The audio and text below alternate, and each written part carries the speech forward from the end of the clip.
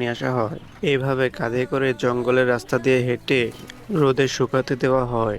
যখন এগুলো পুরোপুরিভাবে শুকিয়ে যায়, এগুলোকে আবার নেওয়া হয়। শুকিয়ে যাওয়া ছালগুলোকে এভাবে বাড়িতে নিয়ে যাওয়া হয়। আর তারপরে এগুলোতে পাথর বেঁধে এগুলোতে পানিতে ফেলে দেওয়া হয়। এইগুলো পানিতে থাকার কারণে এগুলোর ভিতরে থাকা কষগুলো বের হয়ে যায়। এরপর 2 দিন পর এগুলোকে আবার ওঠানোর জন্য এখানে চলে আসা হয়।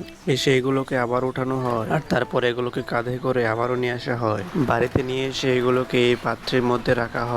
তারপর এই পাত্রের মধ্যে পাথর চুন ঢেলে দেওয়া হয়। আর তারপর এই পাথর চুনগুলোকে পানির সাথে খুব ভালোভাবে মিক্সড করে নেওয়া হয়। আর তারপরে চুন ভেজানো পানিগুলোতে এই গাছের ছালগুলোকে আবার খুব ভালোভাবে মেশানো হয়, যাতে এর ভেতরে কোনো কষ অবশিষ্ট না থাকতে পারে।